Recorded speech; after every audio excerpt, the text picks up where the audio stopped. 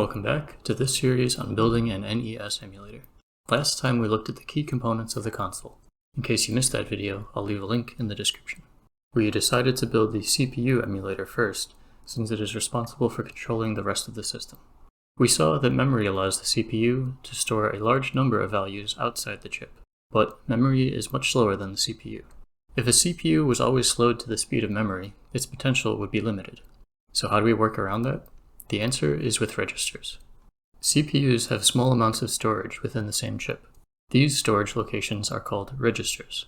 Since CPUs have a large amount of memory, we saw that individual values within memory are referred to by address. Each register holds only a single value, and there are very few, so each register has a name instead. The 6502 CPU, around which the NES chip is based, has only a few registers. PC is a 16-bit register, SP is an 8-bit register, the accumulator is an 8-bit register, X and Y are also 8-bit registers, and finally status is an 8-bit register. Adding this up, we have 7 bytes. This is far less than the 65,000 bytes the CPU can use in memory. But these registers can be accessed without any additional delay, and so efficient programming tries to keep values in register while in use. Registers are then swapped out or backed up to memory once different values are needed. Of these registers, only the accumulator, X, and Y are general purpose. The others have specific uses and cannot be used directly. PC is the program counter and keeps track of what code the CPU wants to run next. SP is the stack pointer and makes it easier to use memory in a certain way. Status gets updated indirectly when running other code. So now that we know what resources the CPU has available, let's see how it actually does work. A computer program is a list of steps for the CPU to run. On modern computers, programmers typically write in a high-level or more abstract programming language. Another computer program then translates what the programmer wrote into something that the computer can understand. In the era of the 6502 and the NES, computers were much slower, so programmers needed to work hard to extract all the performance possible from the machines. Programmers wrote code directly in terms of what the machine could actually run. This is known as assembly language, which can be directly translated into the machine code, ones and zeros, that the CPU understands. Let's take a look at an example. Lines after a semicolon are comments and are ignored by the assembler. I'll use this to add extra descriptions in each example. LDA is what we call an instruction, which tells the CPU what operation to perform. This 20 is the operand or input that this instruction needs. The assembly program would then be fed into a program called an assembler, which essentially just uses a table to translate the code that we wrote into the machine code. Here we can see an example of the corresponding machine code for the assembly language we wrote above. Notice how the assembly language and the machine code represent exactly the same data, just in a different way. Humans can read the text more easily, which is why assembly language is preferred to direct machine code. Hex A9 is what is called the opcode, which tells the CPU which command to use. Opcodes are documented in a manual provided by the CPU manufacturer. I'll link to a 6502 manual in the description so you can see the other instructions that the CPU can run. Each opcode is followed by its input. Different opcodes expect inputs of various sizes. Each opcode for the 6502 is represented by a single byte. In this case, we have 1 byte for the opcode and 1 byte for the input, making 2 bytes for the entire instruction. Programs are stored in memory. After the CPU reads the above instruction, it adds 2 to its PC register. PC would then have the address of the next instruction to run. The CPU does this repeatedly in order to run programs. Let's take a look at a few other 6502 instructions to get a feeling for what this chip can do. After loading a value into a register, we can do some math with it. This instruction loads a value from memory, adds that value to the accumulator, and stores the result in the accumulator. Since this input is a memory address, 2 bytes are required to represent the 16-bit address.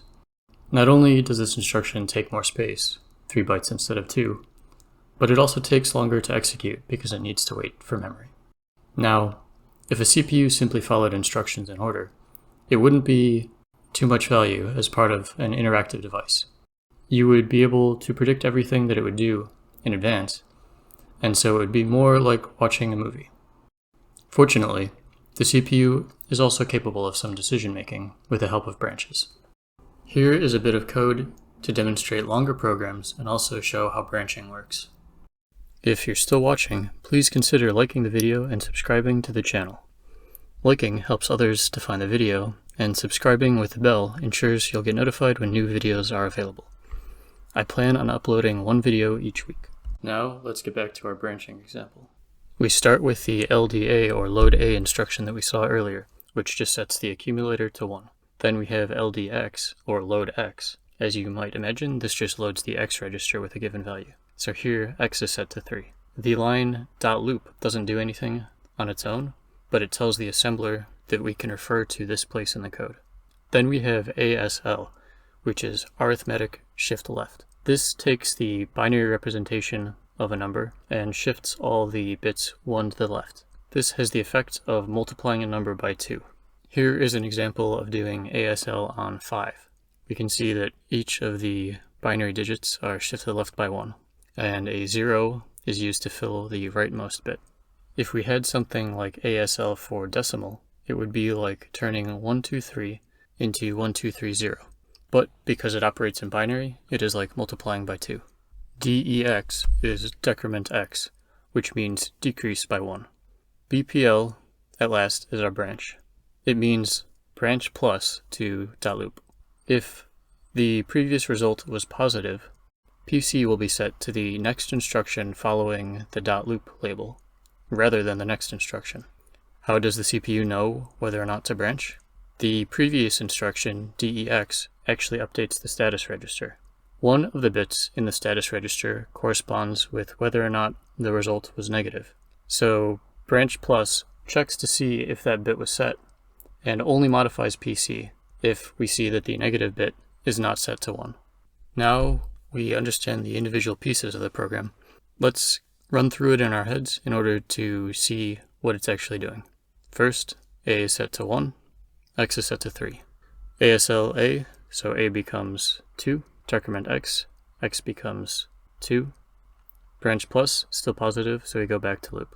Now A goes from 2 to 4, X goes from 2 to 1. Still positive, repeat. A goes from 4 to 8, X goes from 1 to 0. 0 is still positive, so repeat.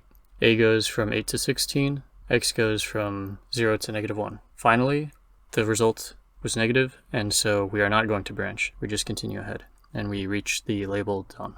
So we can see that our program doubled A based on X. Here it did it 4 times, or X plus 1 times. We can think about this as calculating A times 2 to the X plus 1 power. This is pretty nifty, especially when you consider that the machine can't even multiply numbers. Now that we understand what a CPU does, we can start building a software emulator to replicate that behavior. But that's all for this video. See you on the next one.